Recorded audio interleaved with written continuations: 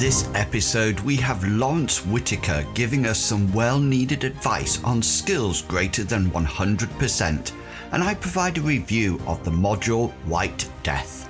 Welcome to the Mythras Matters podcast, Season 1, Episode 7, Skills and Arctic Mysteries.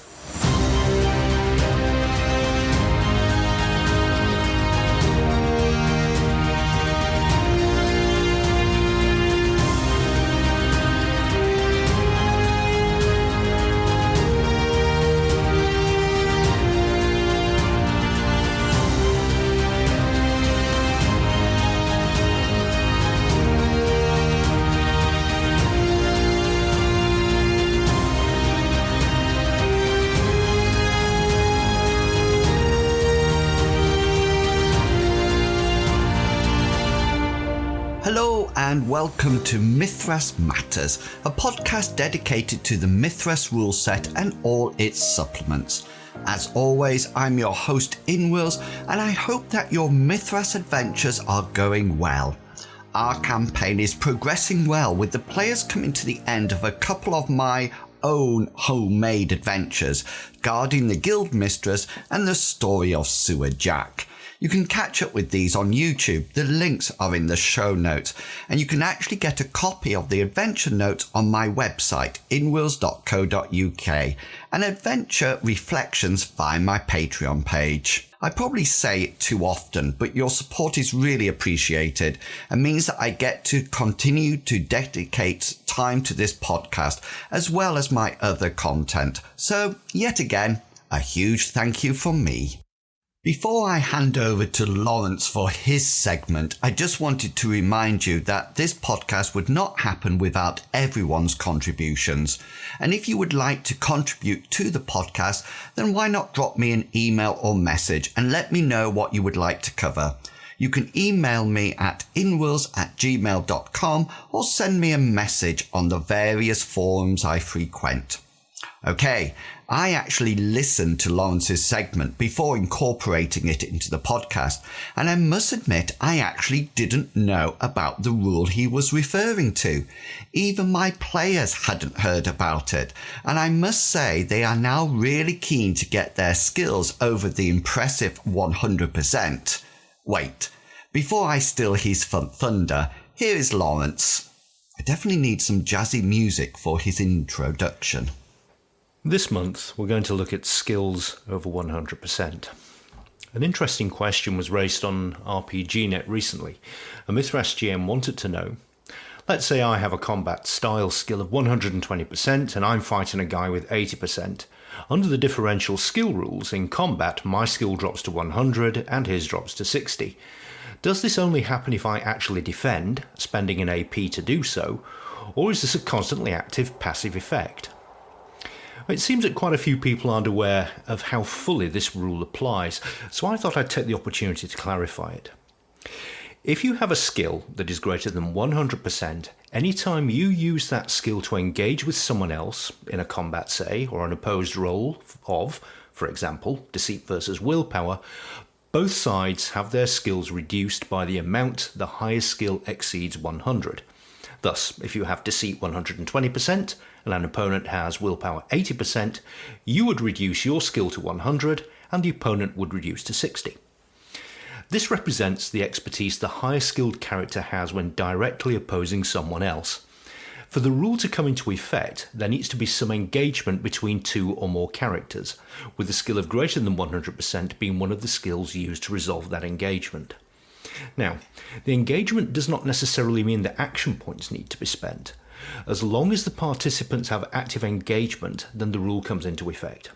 So, if two characters are fighting, one at 120% and the other at 80%, the rule still applies, even if the character with the highest skill has exhausted all her action points or chooses not to roll to defend.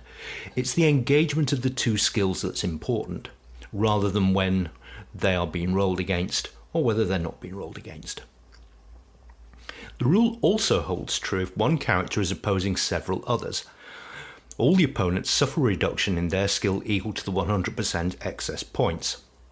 In resolving group contests of this kind, Games Masters can choose to either resolve each role individually, or they can use one of the group roles described on pages 51 and 52 of Mythras. But remember, if one of the participants has a skill greater than 100, it means a reduction in the skill for all participants engaged in this activity. And yes, this also applies to resisting magic. If the target of a spell has willpower of 110% and the magician 80% to cast the spell, then the target will resist at 100% while the magician's chance to cast is reduced to 70. I hope this little clarification has proved to be useful, and many thanks to the person that raised this question over an RPGnet. And that's all from me for this month. Take care, and remember, make your Mythras matter. Thanks, Lawrence. Very enlightening and always helpful. I'm sure that everyone will be checking this rule out if they haven't already. And now, on to a review. In order to get you in the mood, here is the teaser text for the module White Death. A Soviet drift station in the Arctic Ocean seemingly abandoned.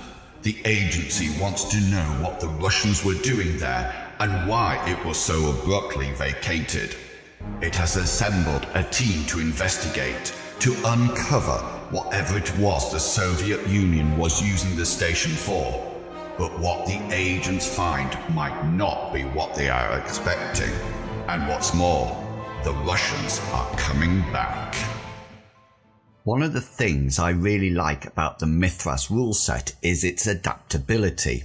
Once the base rules are learned, there exists a range of settings from fighting vampires to time travelling, from fantasy-based to pulling on the lycra to be superheroes.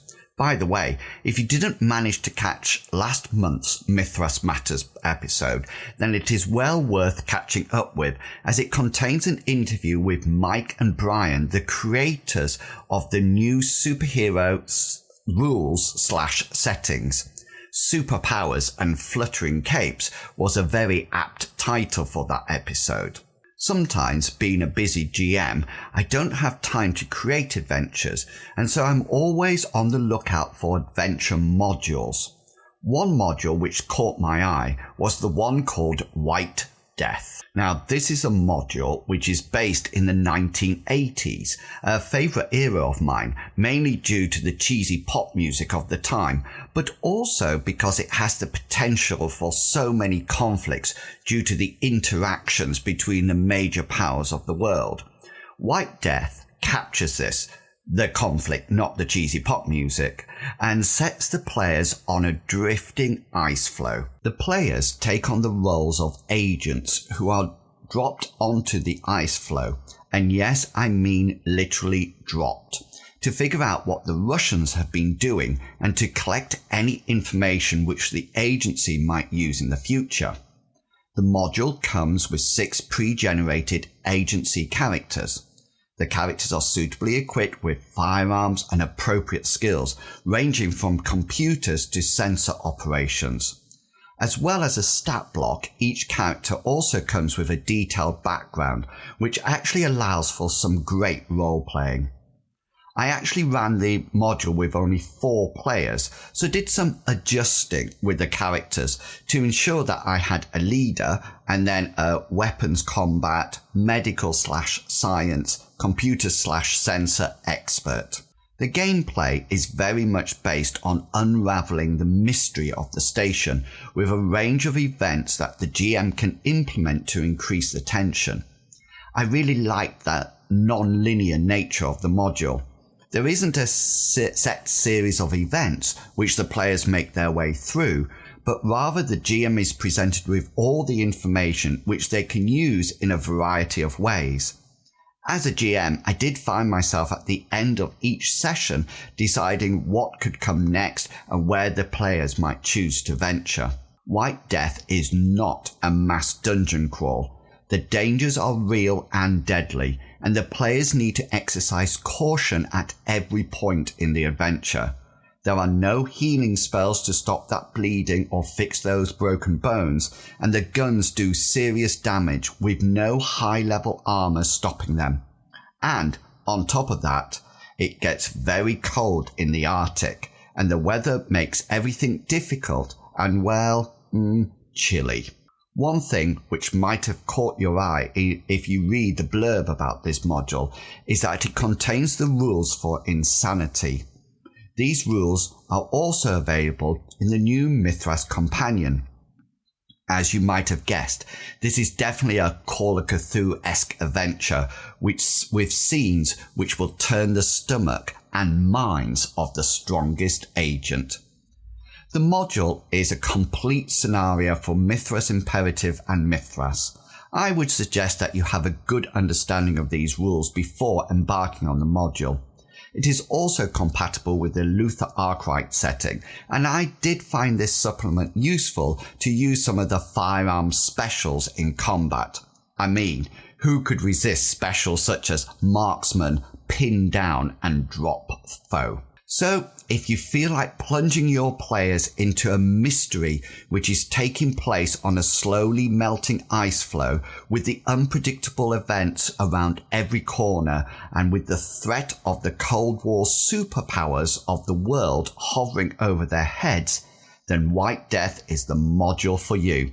It will keep your players guessing right up to the final encounter, and if they think they have seen everything, then they are going to get a nasty surprise. As Lawrence himself commented on one of our actual plays on YouTube, willing to bet drinking money, it doesn't end well. White Death is available from the Design Mechanism store, priced $3.99, or from Aeon Games, priced £4.99. Definitely well worth it. Thanks inwils for that review, much appreciated. We actually played the whole module over 4 3-hour gaming sessions, and if you would like to see how it all went, then you can find those episodes as well as all our other actual play videos over on my YouTube channel, or you can catch us live nearly every Saturday at 1900 hours GMT. Yes, we are back to Greenwich Mean Time here in the UK. We gained an extra hour at the end of October. Okay, this is a shorter podcast than usual, but I really do hope that you've enjoyed it nevertheless. I'm trying to think of what to do for a special December/Christmas episode, so do come back next month to see what the outcome is. Have a great month of gaming, and I will chat to you all again in December. So until next month, let's hope that all our opposed roles succeed and provide us with a well-deserved special. Thanks for listening. Bye.